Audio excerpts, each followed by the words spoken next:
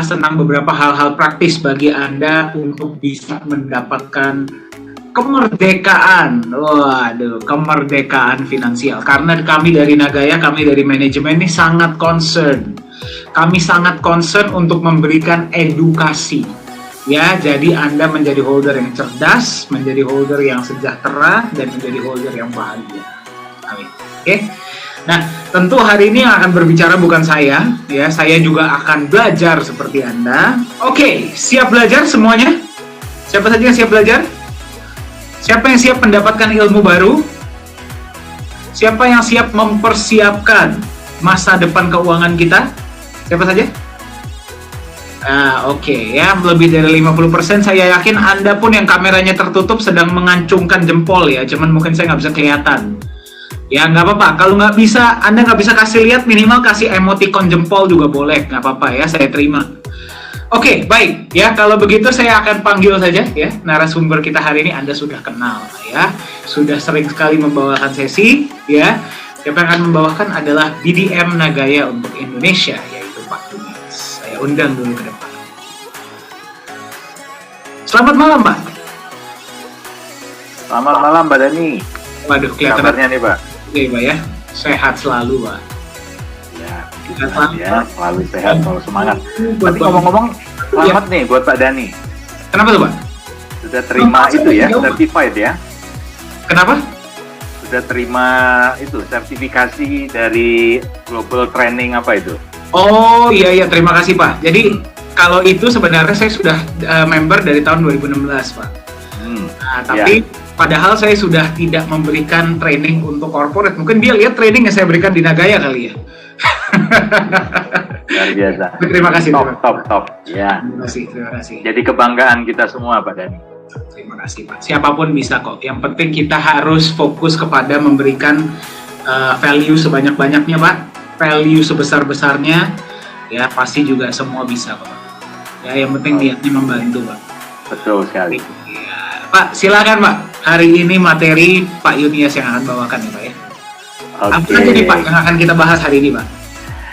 Ya, hari ini sebenarnya lanjutan dari materi yang disampaikan Pak Dani ya. Jadi kalau Pak Dani kan Jumat lalu itu lebih mengupas dari sisi mindset. Ya. Bagaimana orang-orang sukses itu memiliki mindset yang berbeda ya dari orang-orang yang tentunya sampai hari ini masih berjuang untuk sukses ya. Dan penting untuk kita memiliki mindset yang benar. Ya, karena tanpa mindset yang benar, tentunya juga itu akan berdampak pada perilaku kita, ya, pada tindakan-tindakan kita, keputusan-keputusan kita. Termasuk dalam hal ini adalah ketika kita membuat keputusan-keputusan tentang keuangan, ya, yang terkait keuangan masa depan kita. Ya, nah, kalau malam hari ini mungkin lebih praktikal, Pak Dani. Ya. Ya, karena request-nya adalah materi yang pernah disampaikan di Rakernas kepala-kepala sekolah ya, sekolah SMP. Yang Pak Yunias itu membawakan materi yang sampai orang-orang tadinya mau pada keluar nggak jadi keluar dan mendengarkan sampai selesai itu ya, Pak ya? Bisa aja ya, Pak Dani ya. Dan bagi Anda yang sedang mendengarkan, Pak Yunias instan jadi selebriti di sana ya, jadi artis. Enggak lah, semua jadi artis ya, apalagi Pak Dani kan masih muda ya, luar biasa. Oke, jadi ini materi yang saya sampaikan memang untuk teman-teman kepala-kepala sekolah, dan hari ini saya akan coba sampaikan ulang dengan beberapa modifikasi saya sesuaikan dengan kebutuhan kita ya. Sebenarnya materinya juga bukan sesuatu yang gimana-gimana ya. Sebenarnya malam hari ini saya lebih tepatnya jadi teman belajar aja buat teman-teman semua ya. Mungkin juga lebih tepatnya mengingatkan bahwa penting sekali untuk kita itu menyiapkan yang namanya kemandirian secara finansial ya. Temanya memang kemerdekaan finansial, tapi saya lebih suka menggunakan istilah kemandirian ya, kemandirian finansial. Ya, jadi ini tema juga sesuai dengan apa yang saya sampaikan, saya paparkan di pertemuan kepala sekolah SMP di Bali waktu itu. Oke, saya share screen terlebih dahulu.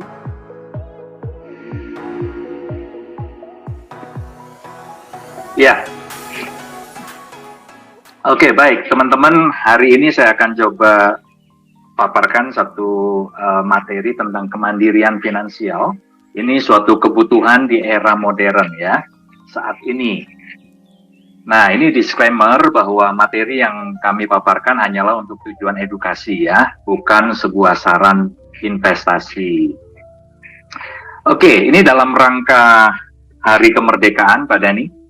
Kita masih dalam suasana Hari Kemerdekaan Republik Indonesia ke-77.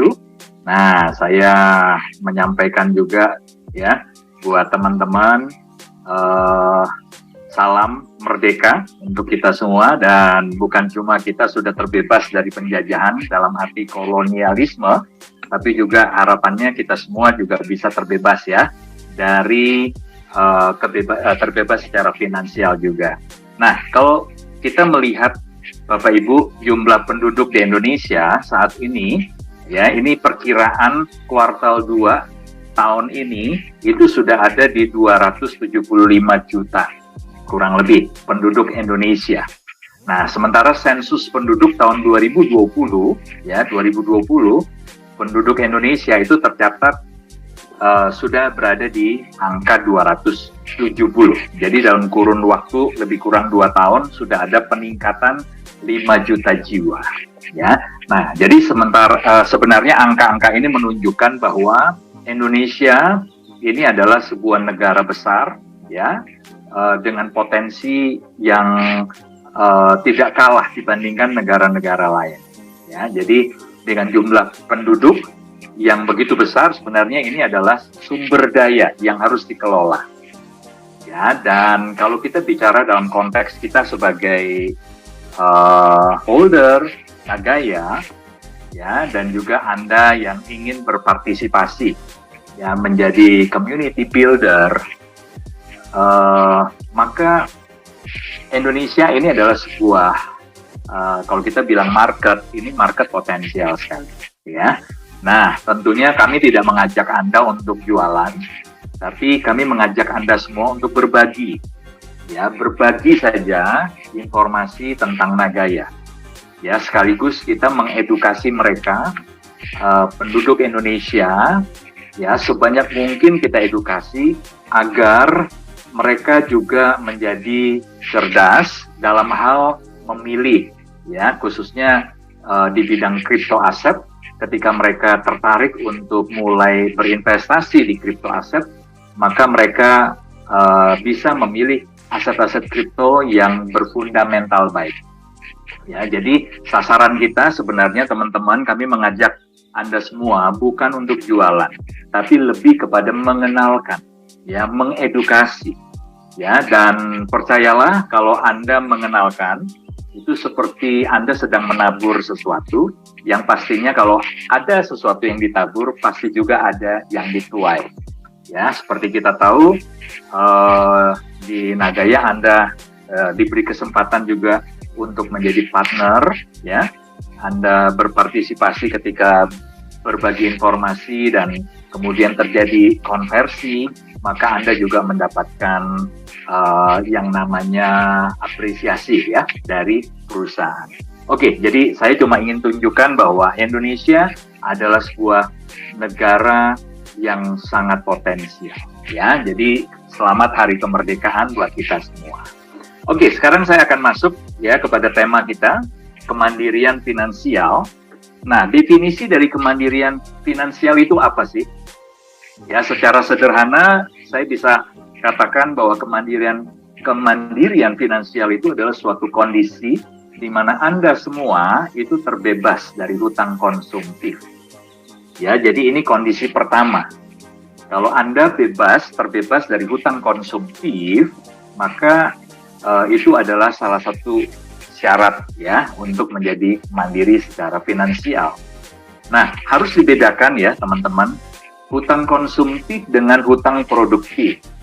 Ya, jadi kalau Anda seorang bisnismen, biasanya mungkin karena ada tujuan-tujuan tertentu, ya, katakan saja ingin mengembangkan bisnisnya, katakan Anda ingin menambah outlet atau franchise, ya, dan Anda membutuhkan suntikan modal, ya. Jadi Anda bisa tentunya mengkalkulasi, ya, ketika Anda memutuskan untuk ambil kredit pinjaman lunak, ya, tentunya semua sudah dikalkulasi.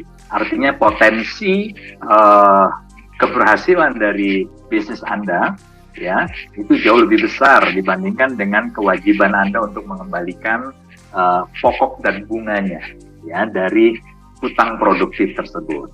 Nah, kalau hutang konsumtif itu seperti contohnya, ya, ini juga saya sampaikan waktu di pertemuan guru-guru di Bali, ya, seperti Anda ada yang namanya arisan panci, ya, arisan panci sampai 50 juta Anda ambil, lalu Anda harus terikat dengan cicilan selama 2 tahun.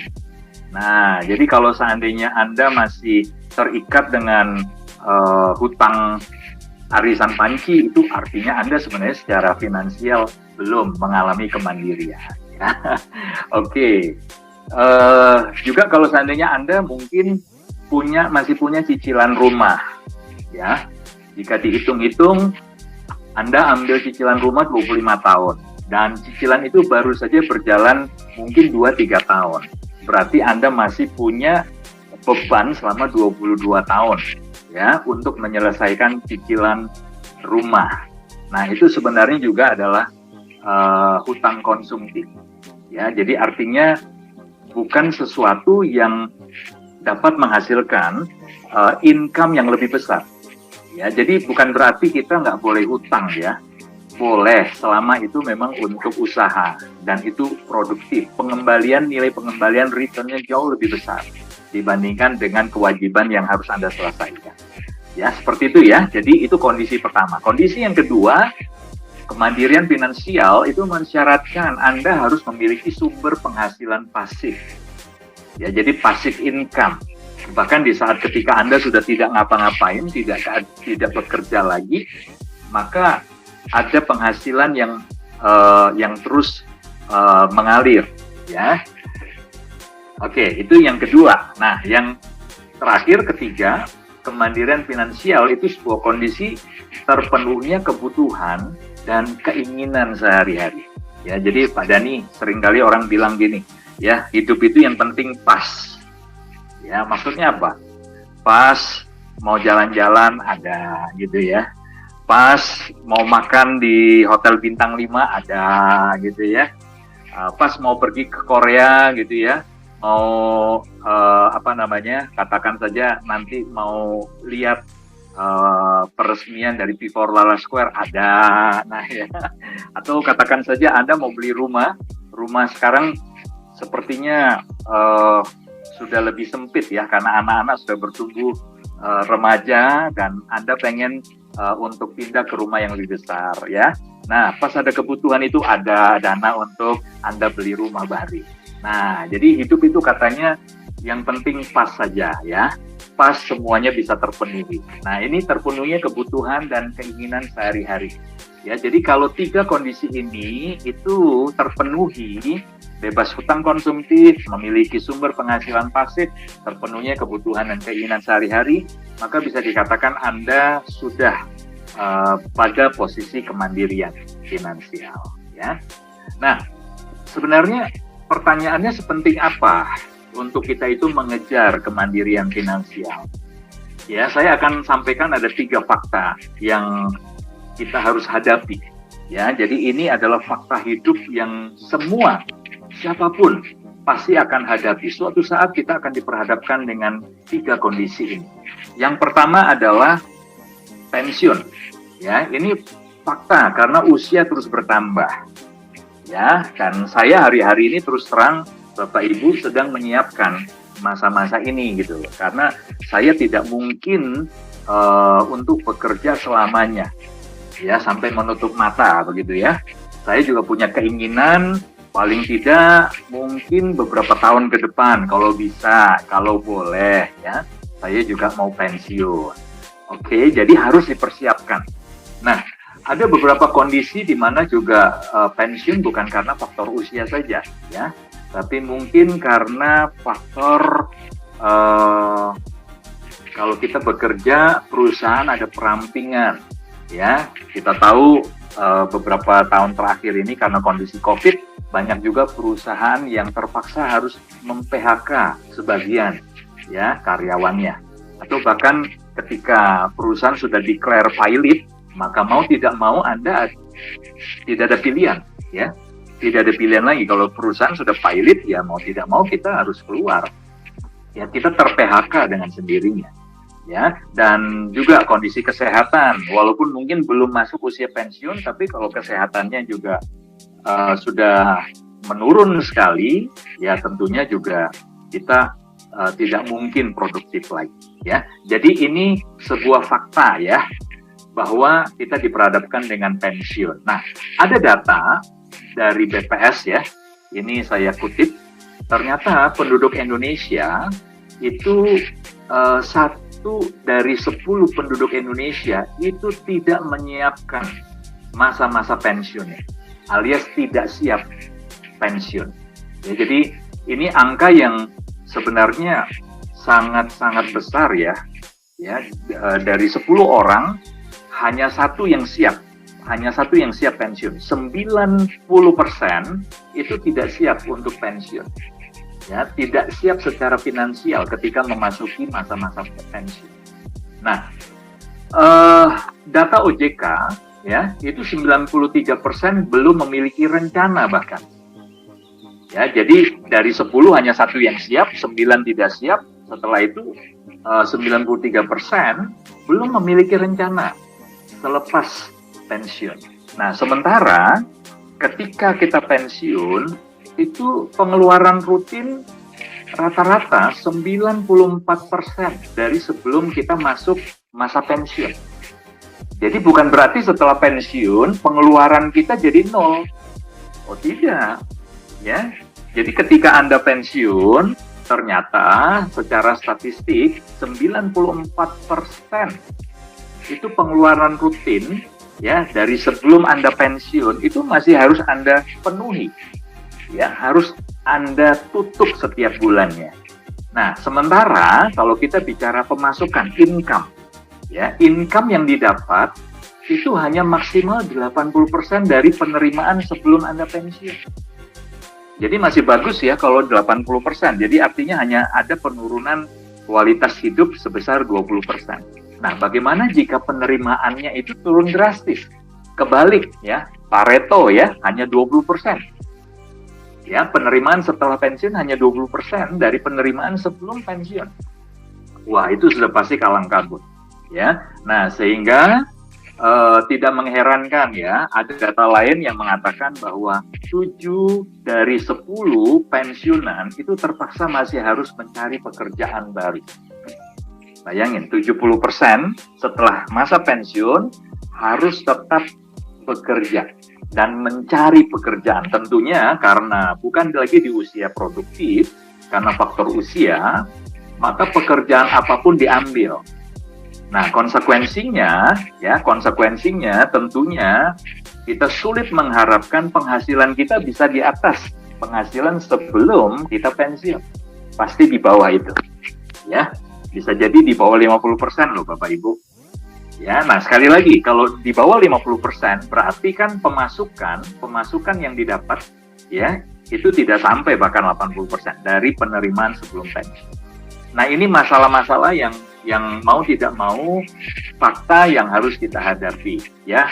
Tentunya kita harapkan Anda semua yang malam hari ini masuk di Zoom meeting kita tidak masuk di dalam kelompok 9, ya, yang tidak siap. Ya, doa kami, harapan kami Anda adalah termasuk yang satu dibanding 10 atau 10% yang siap pensiun, ya. Oke, nah ini fakta kedua, Bapak Ibu. Ya, jadi kalau fakta pertama diperhadapkan dengan bahwa satu hari pasti kita akan pensiun. Nah, fakta kedua ini kabar baik sebenarnya, ya. Fakta yang kedua ini berkaitan dengan angka harapan hidup. Ya, angka harapan hidup orang Indonesia itu ternyata membaik. Ya, jadi usia harapan hidupnya semakin panjang, Bapak Ibu. Nah, hal ini juga dipengaruhi karena yang pertama gaya hidup ya. Gaya hidup, kesadaran untuk gaya hidup sehat itu sekarang semakin tumbuh di kalangan orang-orang Indonesia. Ya, kedua adalah akses ke fasilitas kesehatan ya. Akses ke fasilitas kesehatan juga semakin mudah.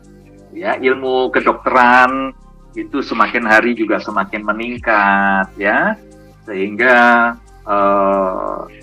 faktor kesembuhan ketika kita harus mengalami sakit itu juga semakin tinggi ya. Apalagi pemerintah ya, kemarin waktu COVID pemerintah bahkan sampai melakukan vaksinasi sampai 3 tahap dan itu semua gratis, luar biasa ya. Jadi ini adalah variabel yang kedua yang menyebabkan angka atau usia harapan hidup manusia Indonesia semakin baik. Kemudian yang ketiga adalah status ekonomi, ya, keuangan yang semakin membaik. Tentunya juga kalau kita sakit kita bisa berobat, kita bisa pilih rumah sakit, kita bisa pilih obat yang terbaik juga, ya. Nah, tapi teman-teman, ya, yang perlu diperhatikan adalah ketika usia harapan hidupnya meningkat dari waktu ke waktu, nah ini ada pertanyaan, adakah peluang untuk mempertahankan atau bahkan meningkatkan kualitas hidup di masa pensiun? Ya, jadi ini kan fakta gitu ya, Anda semua, saya dan Anda akan pensiun, katakan di usia berapa? Di usia 60 tahun lah. Nah, kemudian angka harapan hidupnya semakin tinggi. Katakan saja Anda semua itu berpeluang hidup ya di rata-rata sampai 75 tahun. Ya, sesuai dengan statistik ini ya. Ya, semakin meningkat kurang lebih di 75 tahun manusia Indonesia hari ini. Nah, berarti ya dari 60 sampai 75 itu masih ada 15 tahun. Anda masih hidup. Ya, atau bahkan katakan saja ya, karena Anda saking ininya ya, menjaga gaya hidup, pola makannya juga, istirahatnya teratur, dari muda nutrisinya juga dijaga, olahraganya juga bagus, Anda punya harapan hidup sampai di usia 90. Wow, semua pasti mau ya. Nah, kalau 90 tahun, usia harapan hidup Anda pensiun di 60 tahun, berarti masih ada sekitar 30 tahun di mana Anda harus hidup tanpa bekerja. Ya. Oke. Nah, itu gimana? Usia harapan hidupnya semakin meningkat, tapi peluang untuk mempertahankan, ya kita nggak usah berpikir meningkatkan, mempertahankan saja kualitas hidup di masa pensiun, seperti ketika sebelum kita pensiun. Peluangnya bagaimana? Ya, itu sebuah tantangan, Bapak Ibu. Nah, yang terakhir, yang ketiga. Ya, yang ketiga itu adalah inflasi dan ketidakpastian global. Ya, jadi kita diperhadapkan dengan ini. COVID kemarin itu mengajarkan kita, mengingatkan kita bahwa ternyata ya dunia ini rentan sekali. Ya, siapa yang menduga bahwa dunia itu dilanda dengan pandemi COVID? Bukan cuma satu negara, tapi seluruh dunia. Ya, bahkan sampai akhirnya harus ada yang lockdown. Ya, kita bersyukur kita di Indonesia, pemerintah bisa mengatasi ini dan akhirnya kita menjadi salah satu negara yang bisa keluar dari krisis yang diakibatkan oleh COVID-19. Ya. Nah, tetapi gara-gara itu juga akhirnya kita menghadapi ketidakpastian global, Bapak Ibu, ya. Bahkan ancaman inflasi itu di depan mata. Ya, inflasi itu dapat diartikan sebagai kenaikan harga barang dan jasa secara umum ya, dan terus-menerus dalam jangka waktu tertentu. Ya, jadi kalau seandainya ada kenaikan seperti hari ini harga telur ya naik tiba-tiba gitu ya. Nah, tapi Menteri Perdagangan ya juga sudah mengklarifikasi ya, itu karena memang pasokan sama dan kebutuhannya agak meningkat, pasokannya stagnan sementara ada peningkatan permintaan sehingga marketnya panik, terjadilah rush ya, biasanya lah begitu ya, sampai akhirnya timbul kelangkaan sesaat dan menimbulkan kenaikan harga telur. Tapi belum bisa dikatakan bahwa ini sudah Indonesia menghadapi situasi inflasi, ya, karena itu cuma satu bahan pokok saja, namanya telur. Ya, jadi biasanya inflasi itu akan diikuti oleh kenaikan barang-barang yang lain, ya, dan itu berlangsung dalam waktu tertentu yang cukup panjang, cukup signifikan, ya. Dan situasi global juga seperti harga minyak bumi, ya, yang dari waktu ke waktu terus meningkat. Ini juga menyebabkan pemerintah terpaksa harus menaikkan juga rencananya harga Pertalite, solar itu akan naik dalam waktu dekat, ya. Ya, jadi ini situasi ketidakpastian global di mana kita berhadapan dengan kenyataan ini. Nah, ini saya coba kutip, ya, situasi ekonomi dunia pasca pandemi dari Jokowi yang beliau sampaikan di tanggal 23 Mei. Ya, ini diangkat oleh CNBC Indonesia itu tanggal 24 Mei. Ya, tapi beliau sampaikan itu di tanggal 23 Mei 2022. Ya, nah, situasi di kawasan Asia Pasifik, ya, ini pasca pandemi, 70% total pengangguran dunia, ya. Jadi ada peningkatan, ya, pengangguran dunia itu meningkat sebesar 70%. Kemudian 80 juta penduduk itu masuk ke jurang kemiskinan yang ekstrim. Ya, ini situasi global, ya, bukan situasi di Indonesia, tapi secara global. Pertumbuhan ekonomi itu turun 0,5% menjadi 4,9%. Ya, dan mungkin beberapa waktu ke depan juga kalau tidak membaik akan turun lagi di bawah 4,9%. Nah, inflasi sendiri itu diperkirakan 8,7% secara global. Ya, ini naik menjadi 2,8%. Apakah akan berdampak kepada perekonomian di Indonesia? Ya, kepada situasi inflasi di Indonesia bisa jadi, ya, karena biasanya inflasi yang terjadi secara global itu pasti akan berdampak, ya.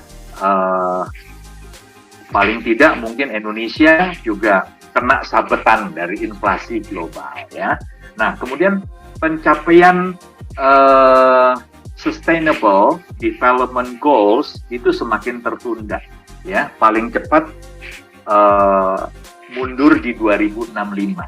Yang tadinya kalau nggak salah, ya, targetnya di 2045, ya. Jadi Sustainable Development Goals yang rencananya di 2045 bergeser 20 tahun ke 2065, ya. Kemudian juga menurut Global Climate Risk Index itu 6 dari 10 negara paling terdampak perubahan iklim dalam jangka panjang. Jadi ada 6 dari 10 negara itu akan mengalami dampak perubahan iklim dalam jangka panjang, ya. Oke, jadi ini situasi-situasi yang mau tidak mau akan mempengaruhi, ya, khususnya kita bicara inflasi. Nah, jadi kita harus punya siasat sekarang. Apa yang harus kita siapkan? Karena ini 3 fakta yang mau tidak mau kita hadapi hari ini, ya. Nah, kita akan belajar sedikit, ya, dari Lo Keng Hong.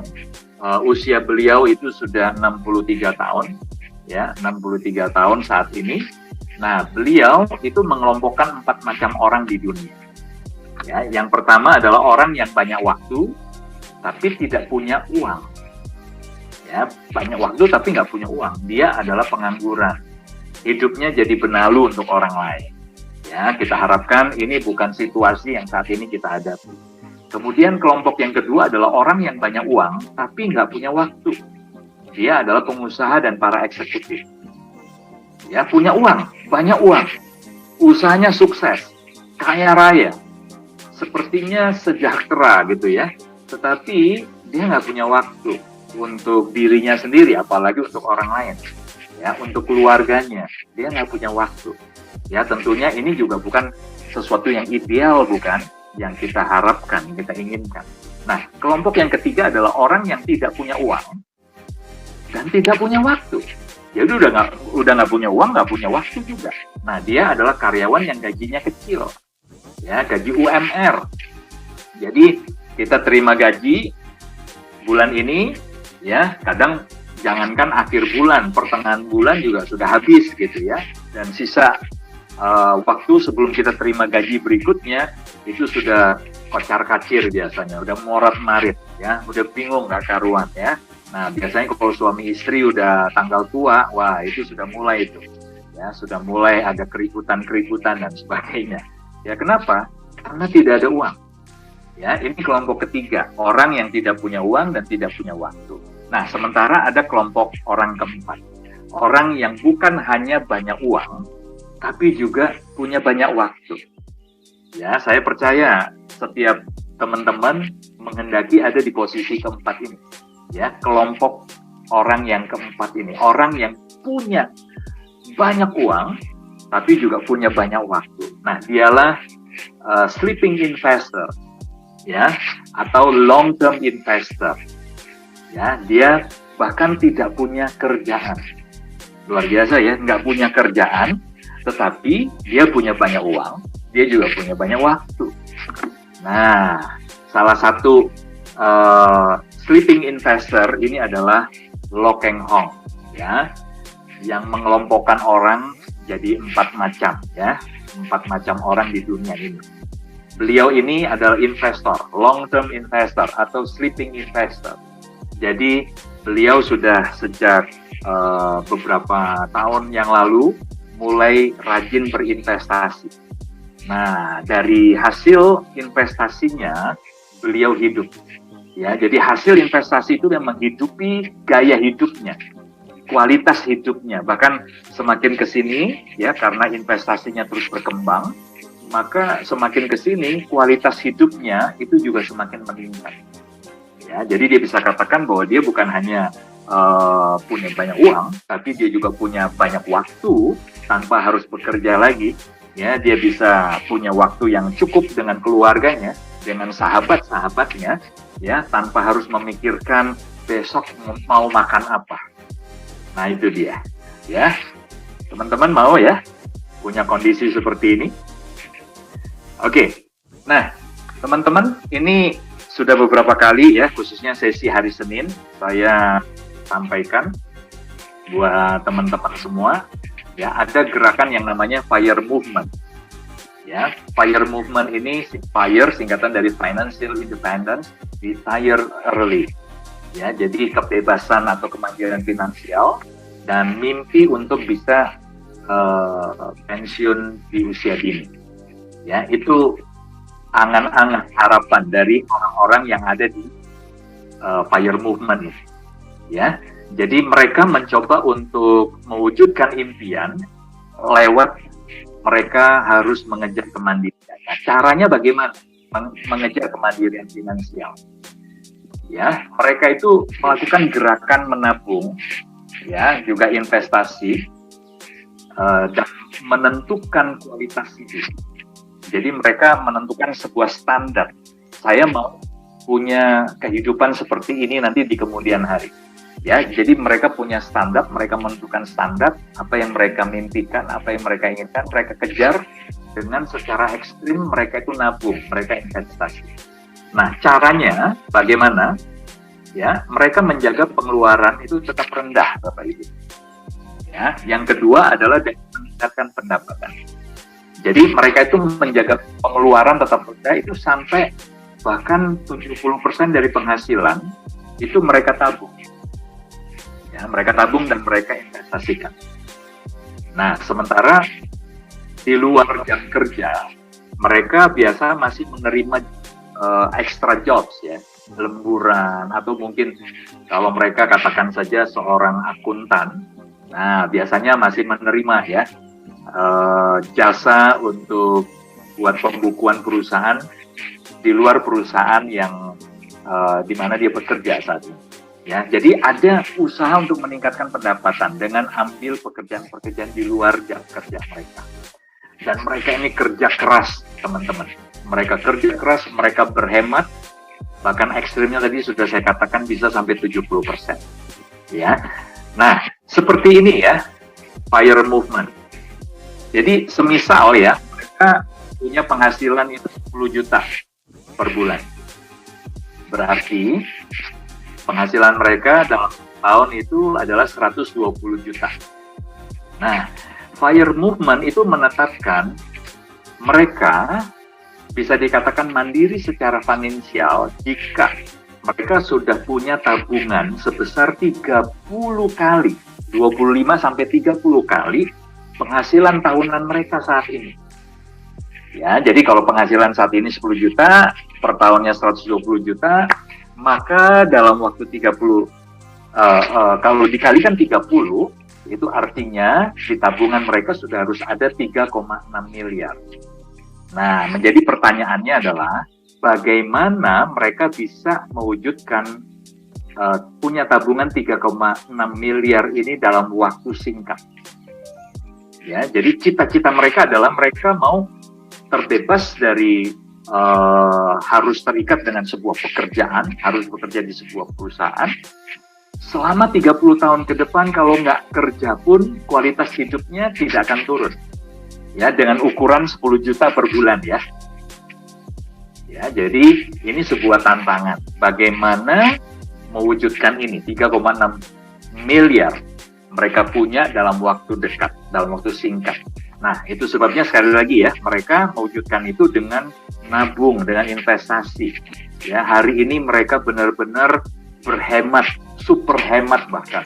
Mereka jaga pengeluarannya agar tetap rendah. Mereka ambil pekerjaan ekstra untuk peningkatan pendapatan. Tujuannya adalah supaya secepat mungkin, kalau bisa kurang dari 10 tahun, mereka sudah punya tabungan sebesar 3,6 miliar. Ya, tidak mudah, tapi ternyata komunitas ini, khususnya di Indonesia, terus berkembang loh, teman-teman. Ya, terus berkembang. Jadi kesadaran untuk membangun masa depan, mandiri secara finansial, itu sudah semakin tumbuh di masyarakat kita, Indonesia. Nah, kalau kita pinjam rumusnya Lee Ka-shing, ya, Lee Ka-shing ini adalah konglomerat dari Hong Kong. Dari usia muda, dia sudah mendisiplin diri untuk menyisihkan 25% dari penghasilan. Jadi penghasilan 25% itu pasti diinvestasikan. Ya, jadi teman-teman hari ini menginvestasikan dari penghasilan Anda berapa persen? Nah, kalau Lee Ka-shing, ya, dari sejak usia mudanya, dia 25% dia sisihkan untuk investasi. Paling tidak ini adalah saran ya. Mungkin dia melakukan lebih ekstrim lagi. Ya, tapi ini sebuah saran, rumus dari Lee Ka-shing untuk setiap kita, khususnya mungkin investor pemula. Ya, Anda punya gaji 10 juta, maka 2,5 juta sisihkan untuk investasi. Ya, terus seperti itu, disiplin. Nah, kalau tadi FIRE movement, entah mungkin sampai 70% atau 50% dari penghasilan dia sisihkan untuk nabung. Tujuannya adalah supaya 3,6 miliar itu dia bisa capai, kurang dari 10 tahun. Oke? Nah, sekarang pertanyaannya, kira-kira ada nggak pilihan investasi ya untuk kita benar-benar bisa mewujudkan? Kita bisa mewujudkan kemandirian secara finansial. Ya, ini bagaimana dengan Nagaya ini terlalu cepat muncul ya teman-teman, sorry. Harusnya dimuncul terakhir nih. Ya. Nah, Bapak Ibu, kalau kita bicara rata-rata return ya, hasil dari tabungan ya, jadi kalau ini instrumen yang Anda pilih nih untuk investasi ya lewat tabungan, maka rata-rata per tahun itu akan tumbuh sebesar 2,53%. Oke, biasanya ini juga belum hitung pajak ya. Ini belum hitung pajak. Jadi kecil sekali. Setiap tahun hanya tumbuh 2,53%. Nah, sementara kalau Anda pilih deposito, itu lebih baik ya, 7,36%. Potong pajak ya masihlah bisa dapat 5,6%. Tergantung juga ya, kalau seandainya deposito Anda juga jumlahnya sampai puluhan miliar, biasanya bisa nego dengan pihak bank ya, minta supaya return of investment-nya atau bunga depositonya bisa dinaikkan. Ya, kalau Anda cuma punya katakan saja deposito 10-20 juta, nggak bisa nego Bapak Ibu ya. Jadi kita akan terima saja yang ditawarkan oleh bank, bunga deposito sekian, mau ambil nggak mau ya sudah gitu ya. Tapi kalau Anda puluhan miliar, ratusan miliar, bisa nego, bisa lebih tinggi ya. Kemudian emas, ini juga salah satu instrumen investasi yang Anda bisa pilih. Sekali lagi, ini untuk tujuannya Anda mandiri secara finansial ya. Nah, kalau emas rata-rata ya pertumbuhan kenaikan value atau harga nilai dari emas dari waktu ke waktu ya itu naik sekitar 7,3% per tahun. Ya, dan bagusnya kalau emas ini bebas dari inflasi ya, Bapak Ibu ya. Oke, kemudian obligasi negara lebih baik ya. Obligasi negara itu hampir 9%. Ya, tapi sekali lagi biasanya akan kena pajak. Ya. Nah, kalau saham rata-rata 13,13%. Dan ini pun harus pilih. Biasanya kalau saham-saham blue chip itu mungkin lebih rendah lagi. Ya, saham-saham blue chip itu memang tidak terlalu kenaikannya tidak terlalu tinggi, tetapi bisa diharapkan untuk jangka panjang ya aman investasi Anda. Ya, kalau di rata-rata ya mungkin di 13%, 10-13% untuk saham-saham blue chip ya. Kami tidak menyarankan kalau Anda mencoba saham gorengan ya. Memang saham gorengan bisa kasih return cepat ya, tapi juga hilangnya cepat Bapak Ibu. Ya. Nah, bagaimana dengan kripto? Ya, jadi 13 tahun terakhir ini kripto ya ini fenomenal sekali karena kalau kita bandingkan dengan investasi lain ya, Bitcoin dibandingkan dengan investasi lain, ya kita lihat ya dari 2009 harga 0,01, harga all time high-nya di November 2021 sudah di 68.000. Ya, jadi dari 0,01 ke 68.000 itu pertumbuhannya 6,8 juta kali. Atau persentasenya itu 680 juta %. Mengerikan ya, luar biasa ya. Dan belum ada aset yang bisa memberikan return seperti yang pernah dibuat oleh kripto, dalam hal ini Bitcoin ya. Jadi dalam 13 tahun saja ya asetnya itu mengalami pertumbuhan 680 juta % ya. Nah, lalu bagaimana dengan Nagaya? Ya, ini sebuah pertanyaan. Bagaimana dengan Nagaya, Bapak Ibu? Ya, kalau Nagaya minggu lalu atau Jumat lalu saya sudah sempat sampaikan ya, seandainya ini kita bicara benefit yang bisa Anda terima dari Nagaya versus waktu. Ya, kalau Anda sudah mengenal atau mendengar Nagaya lalu kemudian memutuskan untuk Anda investasi di Nagaya itu sebelum September 2020 atau Oktober 2020 harga masih di $1. Oke. Di Oktober 2020 itu sudah naik 10% jadi $1,1. Nah, kalau Anda sempat beli sebesar katakanlah ya 10.000 Nagaya, berarti investasi yang Anda keluarkan itu sebesar $10.000. Rupiahnya lebih kurang di 150 juta ya, dengan kurs 15.000. Oke, dengan 150 juta Anda keluarkan sebelum Oktober 2020, lalu Anda menerima profit sharing pertama kali itu di Januari 2021. Ya, nah ini profit sharingnya ya karena gold allocation-nya itu masih disubstitusikan dalam bentuk cash, ya masih dikompensasi dalam bentuk cash, berarti ini kita total ya CA dan GAS. Ya, berarti profit sharing yang Anda terima di bulan Januari 2021 itu sebesar $0,0102 per satu Nagaya. Nah, berarti ketika dikalikan dengan 10.000 Nagaya yang Anda miliki waktu itu, berarti di Januari Anda terima profit sharing sebesar 102. Ya, 102 dolar. Jauh lebih besar ya, karena ada GAS yang masih disubstitusikan ya dalam bentuk cash. Kalau ini tidak ada, tentunya lebih kecil dari ya, hanya 36 dolar Anda terima. Ya, tapi bersyukur karena perusahaan memutuskan untuk dikonversikan dulu, dikompensasikan dalam bentuk cash, Anda terima 102. Nah, itu artinya kalau dihitung ya prosentase dari nilai investasi Anda terima benefit di bulan Januari itu 1,2%. Wow, 1,2%.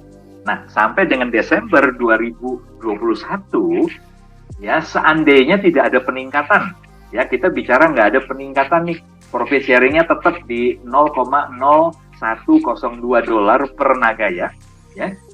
Maka selama 1 tahun Anda sudah terima benefit itu 12,24%, Bapak Ibu. Wow, ini melampaui, ini hampir sama ya potensinya seperti kenaikan nilai saham.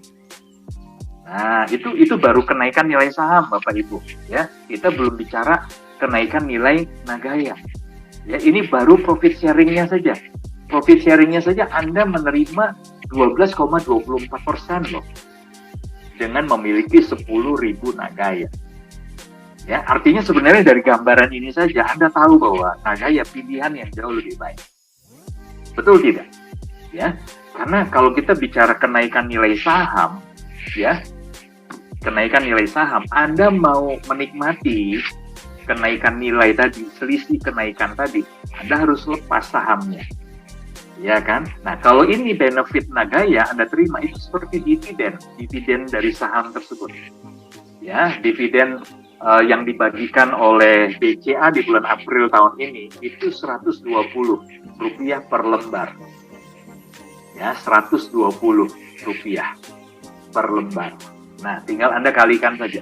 Ya, harga saham dari BCA itu sudah 8.000 sekian per lembar. Ya, jadi kalau Anda mau punya 10.000 lembar saham BCA, tinggal dikalikan. Ya, 8.000 dikali 10.000. Berapa M yang harus Anda siapkan untuk membeli 10.000 lembar saham BCA? Ya, sementara tahun ini ya benefit dividen yang bisa dibagikan di bulan April kemarin, saya dapat info ya, data di 120 rupiah, bukan 120 dolar ya, 120 rupiah per satu lembar. Oke, nah sementara Anda itu sudah terima 102 per tahunnya 12,24%. Oke, nah ya kita lihat bandingkan dengan Agustus 2021 ketika harga sudah di posisi 2,06. Nah, seandainya Anda mau beli 10.000 Nagaya, berarti nilai investasi Anda kan 20.600 dolar ya. Oke, sementara di bulan Agustus, ya di bulan Agustus benefit ya profit sharing dari proyek itu adalah 0,0124, naik dibandingkan dengan Januari. Ya, berarti per 10.000 Nagaya akan terima di 124 US dollar.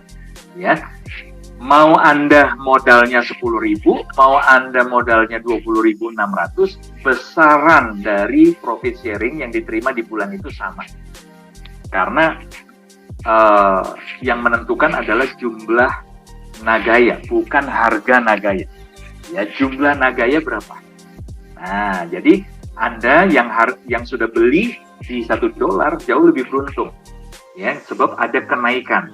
Coba perhatikan, ada kenaikan ya di 1,24%. Ya, dari yang tadinya 1,02% jadi 1,24%. Jadi ada selisih sekitar 0,22%. Ya, ini kurun waktu hanya 8 bulan, ya, dari Januari ke Agustus. Oke.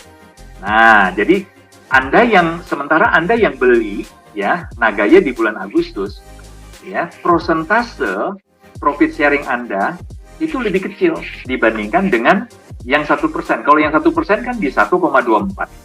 Nah, Anda cuma di 0,6%. Kenapa? Karena modal Anda lebih besar, 2 kali lipat. Ya, jadi karena modalnya 2 kali lipat, maka secara prosentase profit sharing-nya Anda hanya terima 0,6%. Nah, per tahunnya berarti di 7,2%. Masih lebih baik, ya. Kurang lebih profit sharing-nya saja ini senilai dengan deposito, ya. Kurang lebih ya, Anda terima seperti bunga deposito. Nah, bagaimana dengan yang baru action, baru beli di April 2022?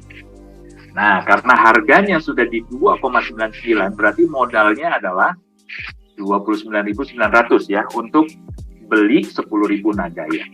Nah, di bulan April 2022, pembagian profit sharing-nya per 10.000 Nagaya itu di $134. Ya, bagi Anda yang harga Nagaya di $1, berarti ya Anda menerima prosentase profit sharing yang lebih tinggi lagi dibandingkan bulan Agustus 2021. Ya, sekarang sudah di 1,34%. Nah, sementara Anda, ya ini persentase, profit sharing-nya sama ya, yang Anda terima ketika modal Anda di 29.900. Ya, Anda menerima kurang lebihnya di 0,45%. Ya, per tahunnya berarti 5,4%. Ya, nah yang terakhir, ya Agustus 2022. Oke, di Agustus ini kalau Anda mau beli 10.000, berarti Anda harus siapkan 34.800 US dollar. $34.800 ya untuk beli 10.000 Nagaya. Nah, sementara bulan ini ya pembagian profit sharing-nya adalah di $135 per 10.000 Nagaya. Nah, bagaimana dengan teman-teman yang sudah punya Nagaya sejak harga $1? Ya, prosentase profit sharing-nya itu naik lagi di 1,35%. Sementara Anda yang baru action di bulan ini, Anda hanya berpotensi terima di 0,38. Kenapa berpotensi? Karena sebenarnya Anda belum terima di bulan ini. Ya, nanti baru 3 bulan ke depan Anda baru terima. Ya, dan kita belum punya data kan 3 bulan ke depan. Saya pakai simulasi profit sharing di bulan Agustus saja. Ya, itu artinya secara prosentase semakin kecil, 0,38%. Per tahunnya adalah 4,56%. Tapi jangan berkecil hati ya teman-teman ya. Anda mungkin berpikir, waduh, berarti semakin kecil semakin rugi dong. Enggak ya, ini kan baru dari satu proyek. Ingat, kita lagi kejar proyek kedua. Ketika masuk penjualan 6 juta, proyek kedua jalan. Nah, berarti ketika proyek kedua jalan, Anda akan menerima 2 kali profit sharing. Ya, potensinya adalah ini kalikan 2 teman-teman. Ya, kalau ini dikali 2 sudah 0,76. Oke. Nah, bagaimana nanti ketika sudah 3 proyek? Ya, rencananya ini masih rencana ya. Kita doakan semoga terwujud ya. Ketika kita sudah mencapai 10 juta penjualan, proyek ketiga jalan. Setiap 10 hari Anda akan terima profit sharing. Ya, potensi ini kalikan 3. Ya, tapi apakah pasti kali 3? Belum tentu. Karena kita nggak tahu potensi proyek ketiga itu seperti apa. Proyek kedua seperti apa. Bisa lebih tinggi ya dari 0,38% di bulan ini. Ya, bisa juga lebih rendah. Tergantung apa proyeknya. Ya. Nah, kesimpulannya apa, teman-teman? Kalau Anda lihat simulasi ini, kesimpulannya apa? Kesimpulannya adalah semakin awal Anda memutuskan untuk beli Nagaya, maka benefit yang Anda terima semakin tinggi. Semakin Anda menunda, maka sebenarnya juga Anda menunda peluang untuk mengalami kesejahteraan yang semakin baik di kemudian hari. Ya, jadi orang-orang yang sudah berani memutuskan di awal, tentunya mereka lah orang-orang yang akan menerima benefit yang lebih maksimal. Ya, oke. Saya lanjutkan sedikit ya teman-teman. Semoga tidak kepanjangan. Oke, Bapak Ibu, apa bedanya investasi dan trading?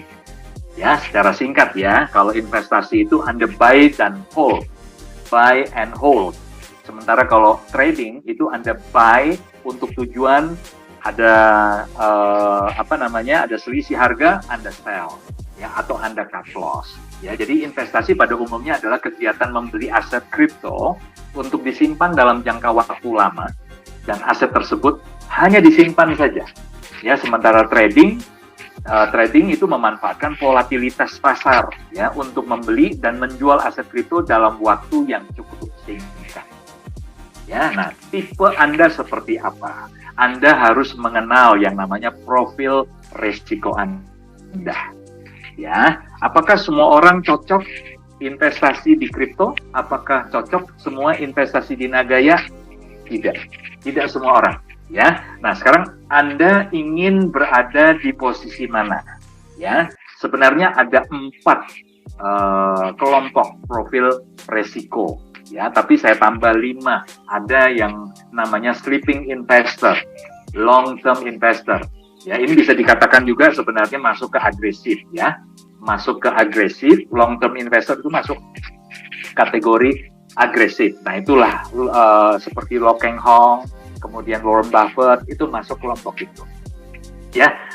Coba kita akan singgung sedikit ya tentang profil risiko Anda berada di mana. Yang pertama itu sangat konservatif. Ya, jadi yang paling bawah ini sangat konservatif. Nah, ini merupakan jenis profil risiko yang sangat mengedepankan keutuhan nilai pokok investasi. Ya, dan tidak ragu jika harus melepas potensi keuntungan lebih besar. Jadi intinya begini, kalau Anda investasi ya di salah satu instrumen investasi, bahkan sampai pokok-pokoknya modalnya Anda nggak mau loss. Ya, jadi Anda nggak rela. Ya, bahkan nggak rela kehilangan 1% pun dari modal. Nah, itu Anda sangat konservatif. Profil risiko Anda. Ya. Nah, biasanya rencana jangka waktu investasi kurang dari 1 tahun. Ya, buat Anda yang masuk kategori ini sangat konservatif. Ya, Anda nggak dapat mentoleransi risiko kerugian nilai pokok. Ya, modal investasi. Sehingga biasanya investor akan cenderung memilih produk investasi berupa pilihannya itu nggak banyak. Ya, seperti tabungan. Walaupun bunganya per tahun cuma di 2,35%. Ya, kecil sekali. Tapi lebih aman, bisa tidur nyenyak gitu ya. Bahkan kalau di bawah 10 juta sudah bisa dipastikan setiap bulan pasti akan tergurus ya. Dana Anda bukannya bertambah malah berkurang karena kena biaya admin ya. Nah, kemudian deposito ya, lebih nyaman ya. Ada yang bulanan, ada yang tribulanan, ada yang 6 bulanan, ada yang 1 tahunan ya. Nah, kemudian juga reksadana pasar uang yang dapat dicairkan kapan saja. Oke, kalau deposito Anda ambil 1 tahun, bisa dicairkan kapan saja, tapi kena penalti. Oke, nah itu yang pertama. Yang kedua, jenis profil risiko kedua adalah konservatif. Ya, konservatif ini adalah profil risiko yang memiliki tujuan untuk mempunyai stabilitas pertumbuhan nilai investasi secara dapat menerima hasil investasi secara berkala, ya, serta dapat menghasilkan income ya, ROI, return of investment secara berkala. Biasanya rencana jangka waktunya hanya di 1-3 tahun, ya 1-3 tahun. Ya, nah seorang investor di kategori ini dapat mentoleransi risiko tapi rendah. Kalau yang sangat konservatif tidak mau ada kehilangan 1% pun nggak mau. Kalau ini bisa toleransi tapi rendah. Ya biasanya ya kalau masih di bawah 5-10% masih oke lah. Ya. Nah biasanya kalau sudah katakan aja mendekati loss di 10%, dia akan mencairkan dana. Ya, jadi kalau ada penurunan saham, katakan aja nilai sahamnya turun di 10% cut loss, 5% cut loss. Ya, umumnya jenis investor ini hanya mengalokasikan sebagian kecil modalnya pada instrumen investasi risiko tinggi seperti saham atau obligasi. Ya, jadi kalau ada pun dia menyisikan hanya mengalokasikan modal kecil untuk saham dan obligasi. Ya. Nah, yang ketiga, Bapak Ibu, yang ketiga itu moderat. Nah, kalau moderat, ya ini profil risiko investasi di mana Anda bertujuan untuk memperoleh keuntungan secara berkala dan investasinya juga memiliki pertumbuhan modal dalam jangka menengah sampai panjang. Ya, jadi modalnya juga pengen bisa bertumbuh, sementara Anda juga bisa memperoleh keuntungan secara berkala. Ya, modalnya semakin besar, di compound biasanya, ya ada faktor compounding, tapi keuntungannya juga Anda bisa withdraw. Ya, biasanya rencana jangka waktu investasi 3-4 tahun.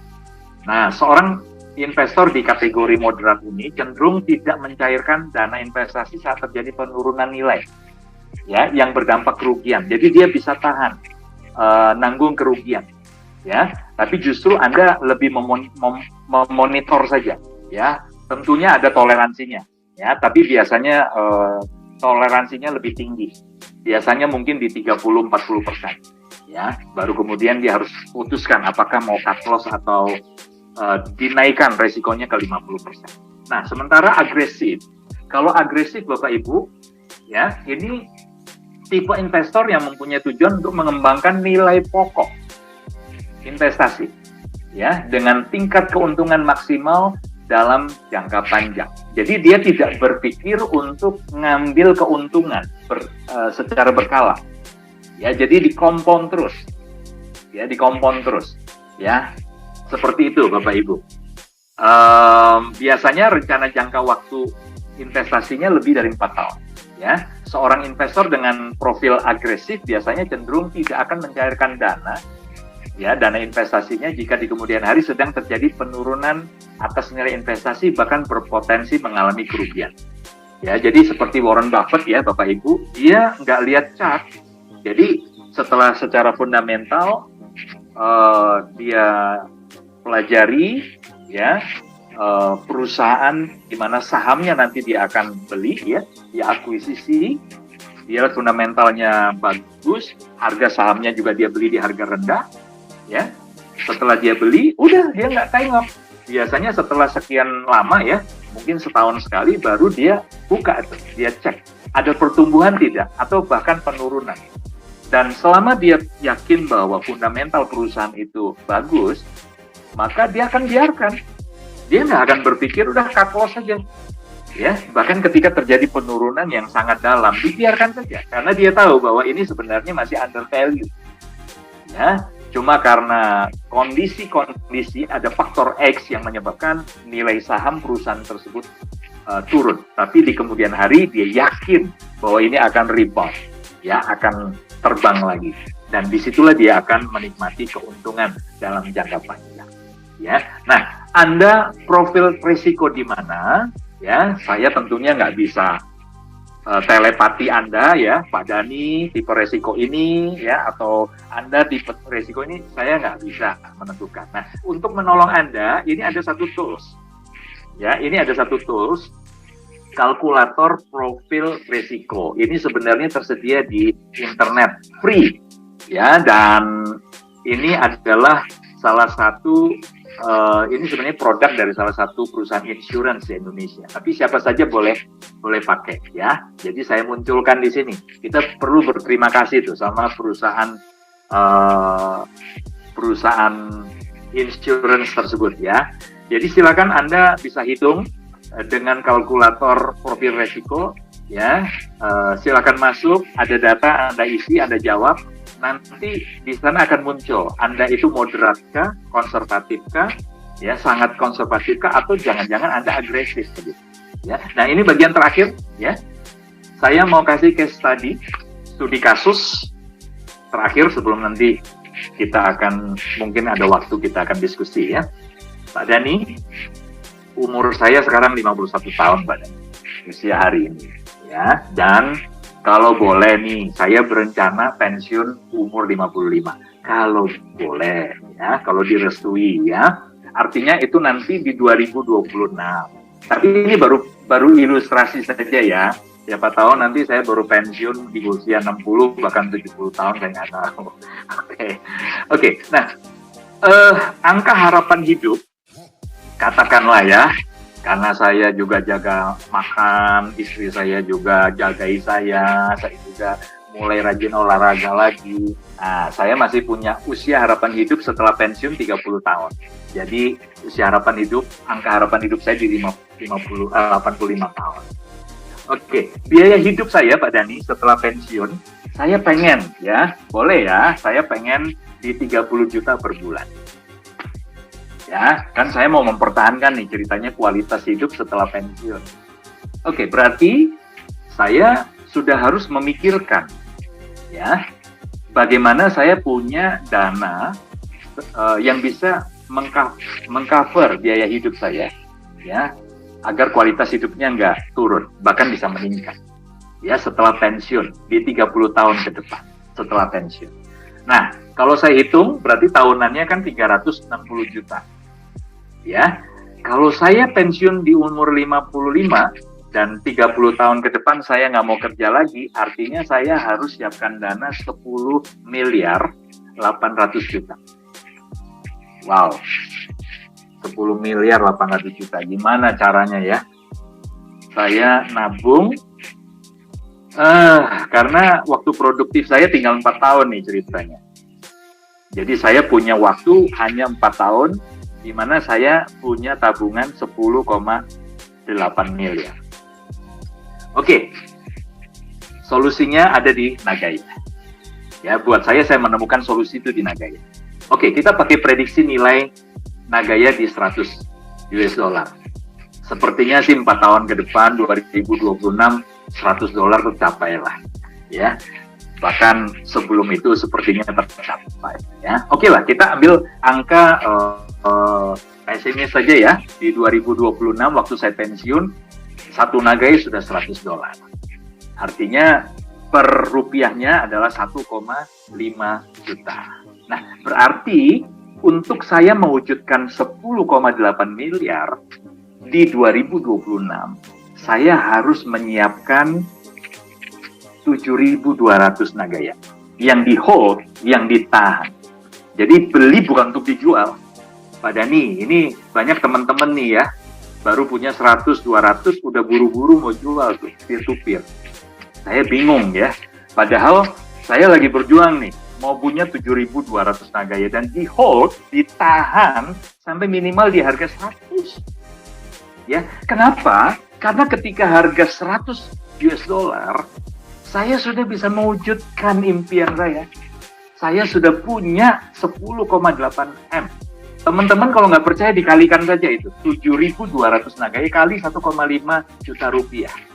Itu persis angkanya, 10,8 miliar. Ya, 10 miliar 800 juta. Ya, oke. Jadi sisa waktu produktif saya 4 tahun Pak Dhani. Dan saya mau kejar, minimal saya punya 7.200 Nagaya. Tapi ngomong-ngomong Pak Dhani, harusnya saya sudah nggak usah kejar. Karena angka ini sudah tercapai. Bahkan lebih. Ya, bahkan lebih. Karena angka ini sebenarnya sudah tercapai dari sejak Oktober 2020 kemarin. Jadi sebenarnya kalau saya mau pensiun, boleh dong Pak Dhani mulai sekarang? Boleh nggak Bapak Ibu? tinggal nunggu prediksi nilai Nagaya mencapai potensi di 100. Kalau tahun depan, 2 tahun ke depan sudah 100, harusnya saya bisa pensiun ini. Oke ya, jadi teman-teman, ternyata Nagaya bisa jadi solusi ya. Ini kesimpulan akhirnya.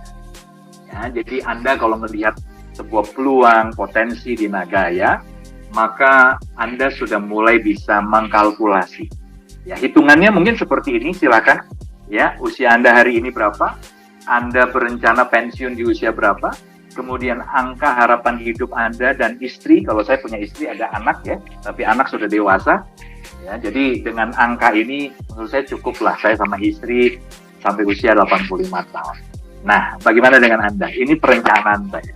Ya, jadi kalau boleh ya gimana ya, sebaiknya ya saya sih cuma bilang ini sebaiknya ketika Anda sudah punya 100-200 Nagaya, hari ini jangan berpikir dijual, ya, pikirlah nambah sampai minimal sama tuh seperti yang saya punya 7.200 Nagaya.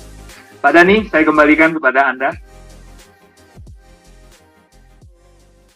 Luar biasa banget Pak, ilmunya terima kasih banyak ya. Hari ini ilmunya benar-benar sangat apa ya, sangat wow, sangat ini banget ya Pak ya, sangat praktikal, sangat applicable, sangat dalam, daging semua. Kita ngomong angka ya, kita ngomong praktis, bagaimana caranya kita bisa mengaplikasikannya dalam hidup kita ya, bagaimana caranya kita bisa merencanakan ya finansial kita di masa depan, mempersiapkan diri kita untuk pensiun. Ya, pensiun itu beda-beda untuk setiap orang. Pensiun itu nggak harus nunggu umur ya, bahkan seperti yang tadi kita dengar di Fire Movement, banyak teman-teman kita yang masih muda pun sudah pensiun. Apa itu pensiun? Anda punya cukup uang ya, tanpa Anda harus bekerja. Anda sudah boleh pensiun. Ya, ngomong-ngomong tentang pensiun Pak, ya tadi saya lihat komentarnya Pak, banyak yang bilang jangan pensiun dulu Pak katanya Pak. Ilmu Yunias masih dibutuhkan katanya Pak. Ya, nggak akan pensiun dalam 1-2 bulan ya. Setuju ya Bapak Ibu ya? Jangan pensiun dulu ya, minimal sampai Nagaya masuk market ya. Oke, baik. Terima kasih Pak Yunias ya. Inilah alasannya Bapak Ibu bagi Anda yang sedang menyaksikan ya, kenapa teman-teman kita di Bali kemarin, para di Rakernas itu ya, sampai sangat terkagum-kagum dengan Pak Yunias karena materinya keren. Keren ya? Setuju ya? Siapa yang dapat manfaat hari ini? Boleh saya lihat tangannya? Siapa saja yang dapat manfaat? Mungkin lebih tepat karena applicable kali Pak ya, bukan karena keren apa ya, tapi lebih karena bisa diaplikasikan. Ya, kerennya gara-gara applicable Pak. Ya kan keren itu kan bisa banyak macam. Oke, ya semoga ilmu tadi bermanfaat untuk Anda, tapi jangan cuma didengarkan ya, dicatat oke, bagus, tapi juga aplikasikan.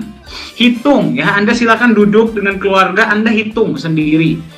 Ya, kita kapan sih ya kepengen pensiun, kepengen bisa financial freedom, kepengen bisa bebas ya, bebas tanpa harus bekerja, kita bisa keliling dunia misalkan ya, mau jalan-jalan, pas-pasan ya tadi ya Pak Yunias ya.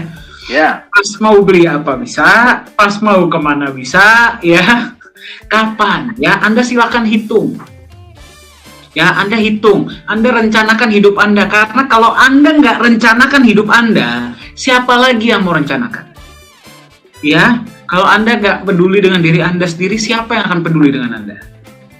Ya, jadi strategi tadi ya Anda catat dan Anda aplikasikan, Anda hitung-hitungan sendiri.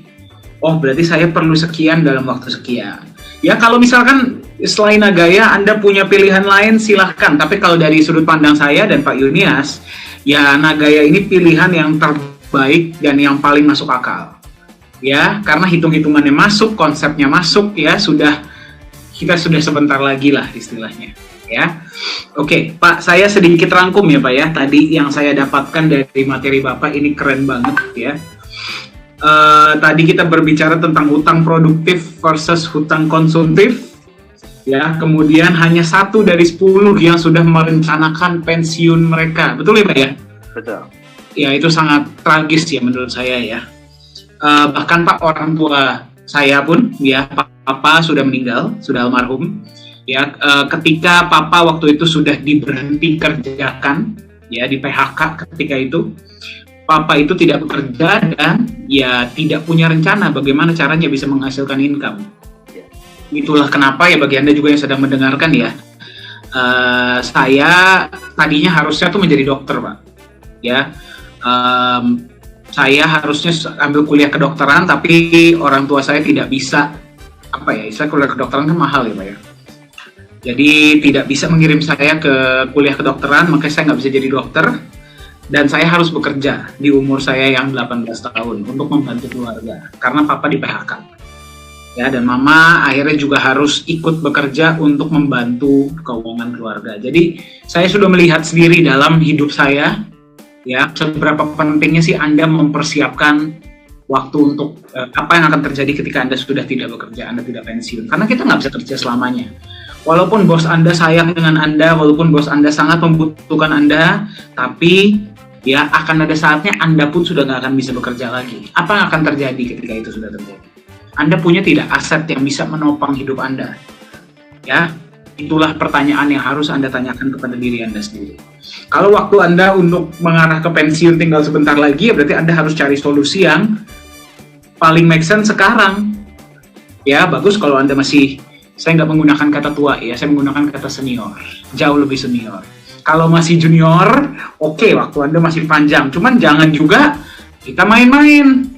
Ya, nggak. Saya merasa kemarin baru 18 tahun, tiba-tiba udah 27 aja gitu ya. Nah, jadi untuk yang masih muda, persiapkan. Bagi Anda yang juga sudah lebih senior, masih ada waktu. Anda tidak terlambat.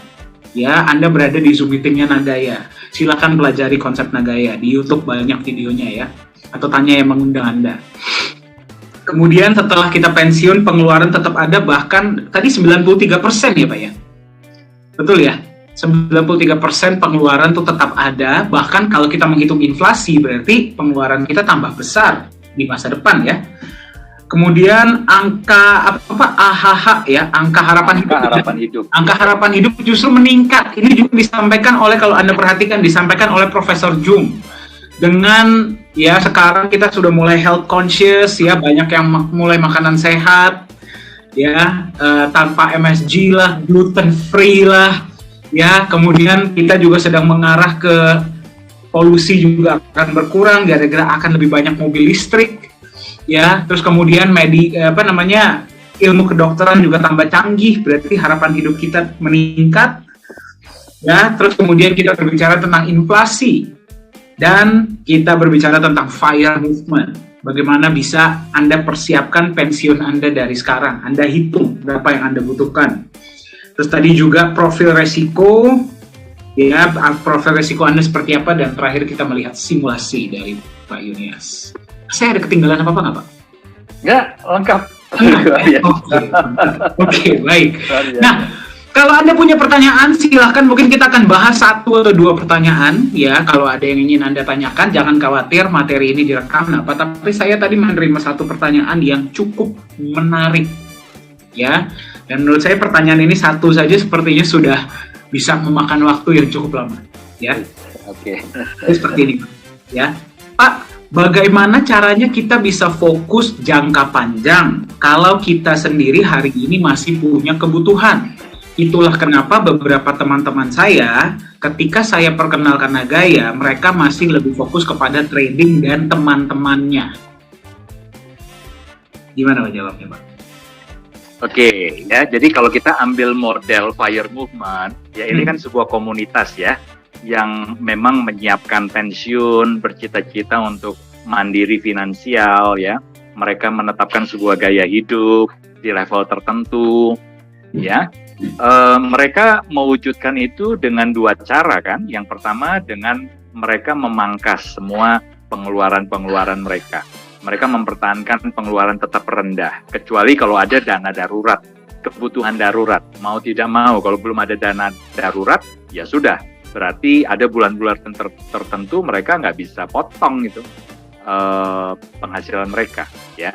Tetapi selama rencana mereka tetap berjalan dengan baik-baik saja, maka dari penghasilan mereka berkomitmen dan disiplin.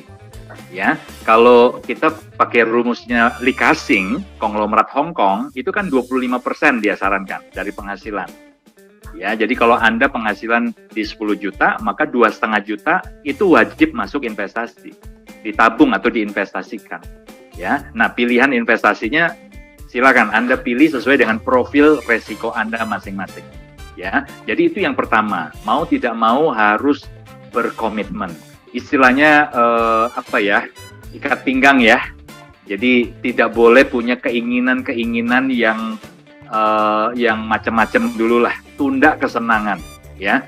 Kalau di kitab suci ya, di kitab suci saya itu ada ayat yang mengatakan, nats yang mengatakan kalau nafsu makannya terlalu besar, taruh pisau di leher.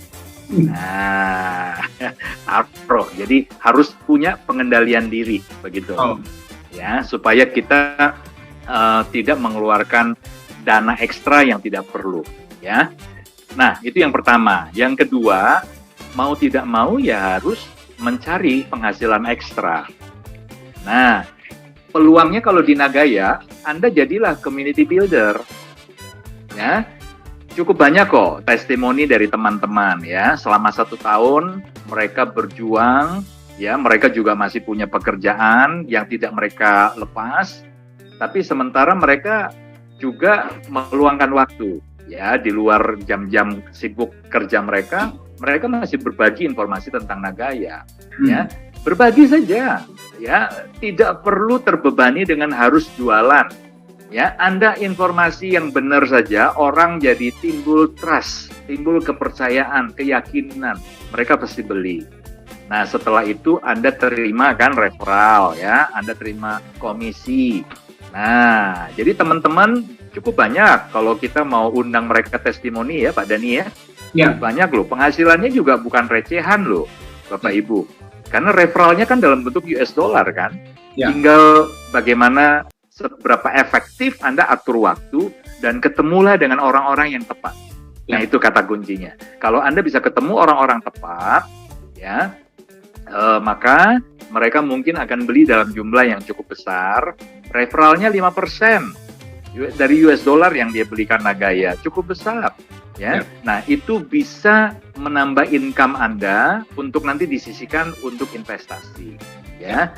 Nah, jadi omong-omong soal menemukan orang yang tepat, kalau Anda baru cerita di 1-2 orang dan berharap langsung ketemu orang tepat, ya sampai kapanpun Anda tidak akan pernah benar-benar berjumpa dengan orang tepat.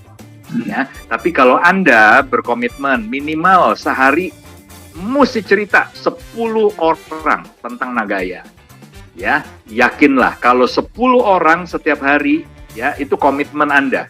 Anda ketemu dengan orang pertama cerita Nagaya tanpa beban ya, tanpa target harus jualan.